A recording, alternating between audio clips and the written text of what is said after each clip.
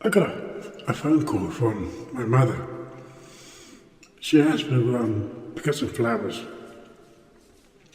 and go and see Auntie Rose because she had an altercation with a neighbour and the neighbour assaulted her. So she had a black eye. Jaw had been wired up. This is Annie Rose. I told my mother I couldn't see her on that day. Had to be tomorrow, so she agreed. So as it was a Monday, on a Tuesday I popped in and saw Auntie Rose, who couldn't talk. She couldn't really do anything really, but thanked me for bringing in the flowers, of which I did eat all her grapes. We can't really eat grapes with your jaw wired out. There's no point in letting them go to waste. She looked in a bad way. She'd been single all her life. She'd never got married or had kids. So my mother and my son are really the only family she has. I don't like Auntie Rose, she's a bitch. So I went to visit her my mother asked me to. The reason why I couldn't see her on a Monday is because I had bought a wreath for a guy called Jenkins Johnson. And no, he's not Welsh, he's Scottish actually. He had been buried on the Monday. And I'd waited silently until everybody had departed the graveyard and the grave site itself. So once everybody had gone, I'd walked up to the grave where it is Jenkins Johnson, where his soul was absent from his grave. His bones were just present, and his flesh had been slowly eaten, devoured by insects. Do I know this Jenkins Johnson? Yes. But to go back to Auntie Rose, I'd finished off eating the grapes. Two police officers came in, asked me who I am. I said, well, I'm the nephew of Auntie Rose. They asked me for my name and I chose not to give it. Then one of them said, you got St. Hyde? I replied by saying, you take medication for your paranoia. Because by asking that question, you got St. Hyde. Obviously you're paranoid. You think everyone's got St. Hyde. I said, well, no, I've come to see my Auntie Rose. I didn't come to be interrogated by two police officers. So you can ask her questions, but I'm not giving you any answers to whatever question you put to me. At that moment, the doctor walked in and explained that she's unable to talk, but she's managed to write a statement, which the police took up.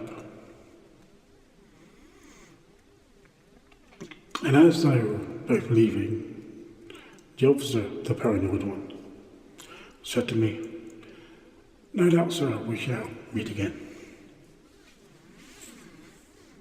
Now they're out there pegged here. You still won't get any answers to your questions. And they left after some hesitation. Obviously, I had pressed the paranoid policeman's button.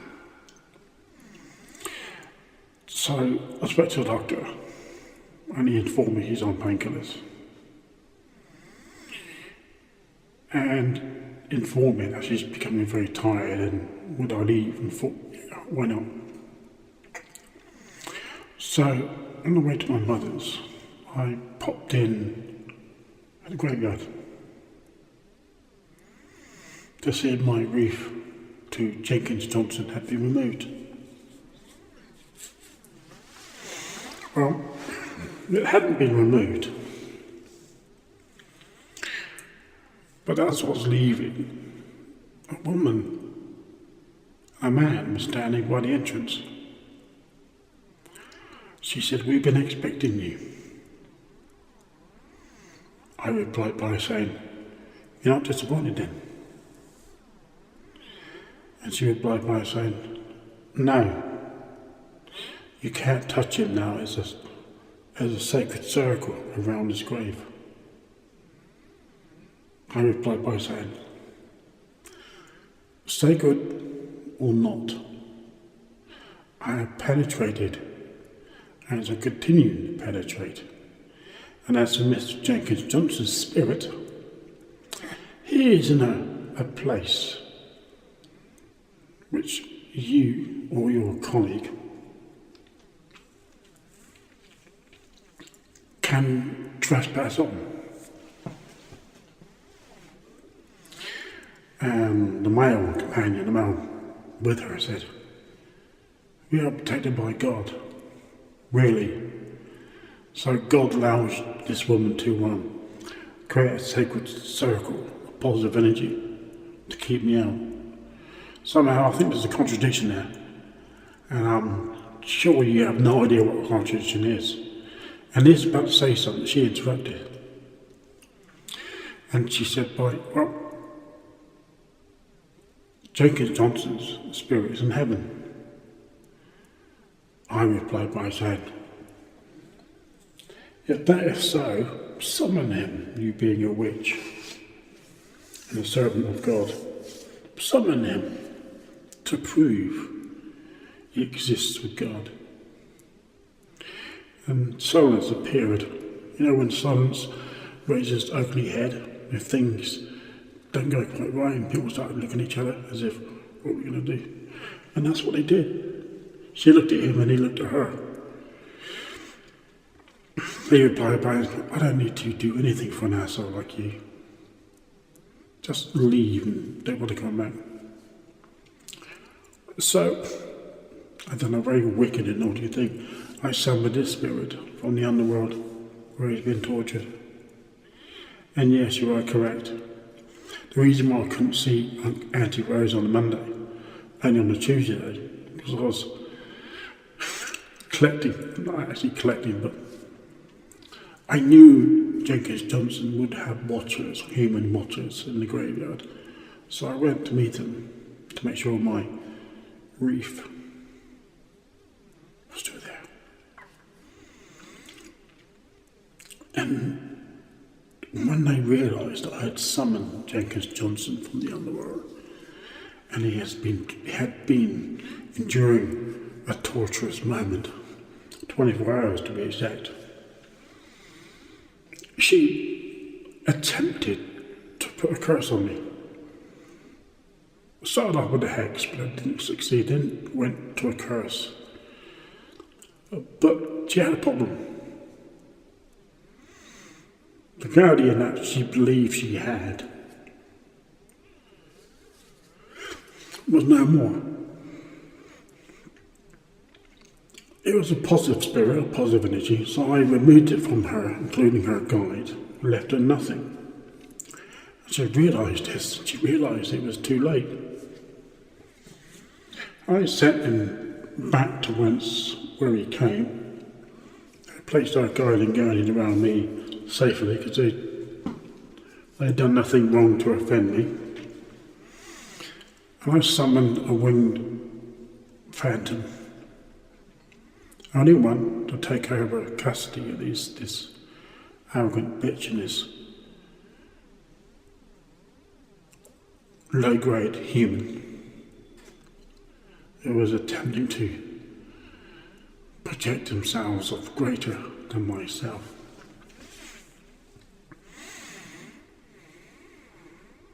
Within probably a minute or so of my dark phantom taking over authority of these two turds, they began having seizures.